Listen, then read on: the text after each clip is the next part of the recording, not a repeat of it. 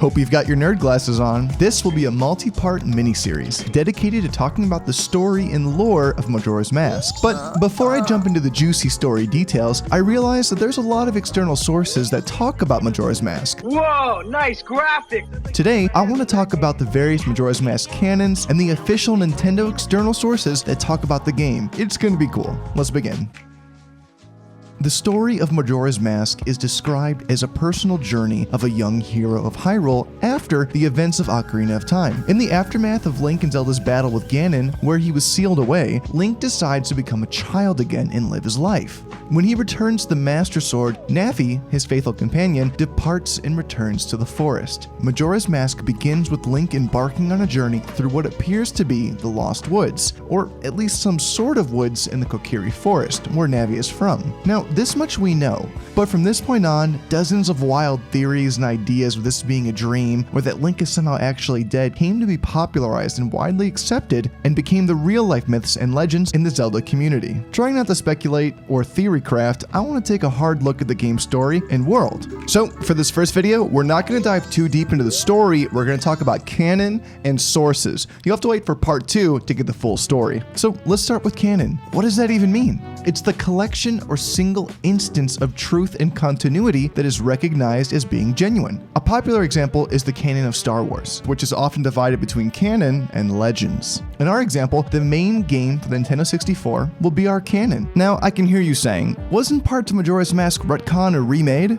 Yes and no. Majora's Mask has multiple international versions on the N64 and a remake on the 3DS, but these revisions and changes have so little in the way of dialogue, text, and story changes that we won't be looking at every minor detail. So what is the alternate canon? Well, did you know that Majora's Mask had an official manga? And it fits this mold perfectly. It tells the story of Majora's Mask, but from a different point of view. The manga, which was released by Nintendo and published by Viz Media, came out just a year after the release of Majora's Mask in 2000. Now this was written by Akira Himekawa, who describes themselves as, quote, a noob when it comes to Zelda. This was actually only their second Zelda manga they'd written, and yes, there are more Zelda mangas. Akira actually met with Nintendo's staff to ask questions like, why is Link a hero in the first place? Now, you can see, while this was published by Nintendo, it's an alternate canon universe. Akira did manage to ask Nintendo questions about the story and check out gameplay, but had only a short time after the release to write the panels. They actually left a few important parts out, like Cremia and Romani, which are fan favorites.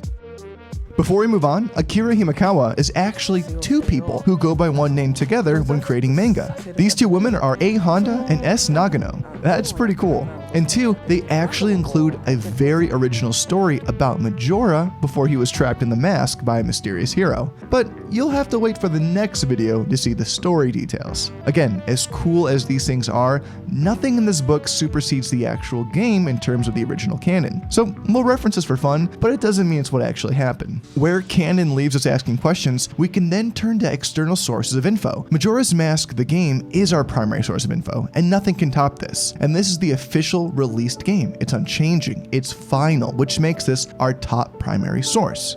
As it is, it will always be our main medium when we walk through the story. But there are other primary sources, but they don't rank as highly as the game. An example would be interviews by the developers and game makers themselves. Aonuma and Koizumi, the directors, have some of the highest say in opinion, but what makes these opinions not as genuine as the game, despite them making it, is that they can disagree on topics of canon, or later change their mind, or simply be wrong, especially since this game was made by a lot of people. They all have a say as a primary source, but none of them are as genuine and as unchanging as the game. I'm looking at you, J.K. Rowling. So yes, authors and developers are primary sources, though not as official as the original game. Moving on, one might ask about the other sources which are published by Nintendo that talk about this game, and that brings us to secondary sources. These sources offer an analysis or restatement of primary sources. They often try to describe or explain the primary source. Two examples of this would be the Hyrule Historia and the Zelda Encyclopedia.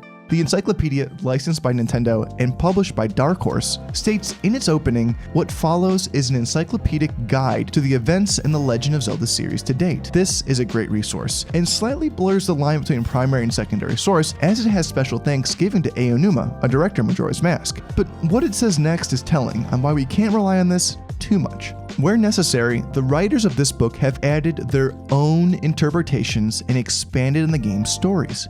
It should be noted that the events described here are also subject to revision, as new trials may await the people of Hyrule in ages to come. As such, this is an analysis with added content from the writers. And though they worked with Nintendo mainstays like Aonuma and even our manga writer Akira, it was published in 2017 and was compiled by many contributors. As such, this is a secondary source, and while it holds great gravitas, it does not overwrite the original canon.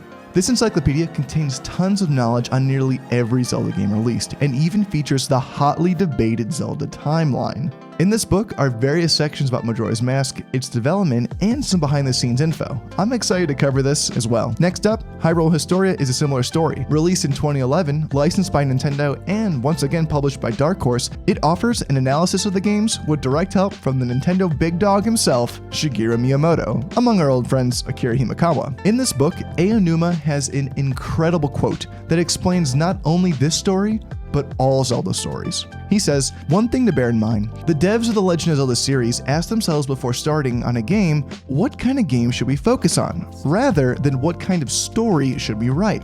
It could be said that the Zelda storylines are an afterthought. Flipping through the pages here, you might even find a few inconsistencies. It's my hope that fans will be broad-minded and take into consideration that this is how a Zelda game is made. And this is very key. There are so many theories and ideas and fans trying to cobble together a world that was never truly meant to be cobbled together. Aside from the rare instance of an odd Zelda sequel, there is very little to tie these games together, besides their core characters, gameplay structure, and themes. The story is just an afterthought in the grand scheme of making a fun game, but it's also what makes this fun. This book is a secondary source and provides some neat behind-the-scenes look at Majora's Mask, along with an overview of the story. Finally, we have tertiary sources. These are sources that index or digest other sources. Their chief purpose is to list. An example here would also come from Dark Horse. Licensed by Nintendo, the book Art and Artifacts is a compilation of Zelda art. Released in 2016, it will be used to show off images and designs that may not have been in the final product. Aonuma once again worked on this book, and this time we have interviews with the artists and designers of Majora's Mask, giving us some first-hand interviews on the process of making such a dark world. Very cool. Now, there may be other sources out there, and if you can think of any other official sources that talk about Majora's Mask, let me know below.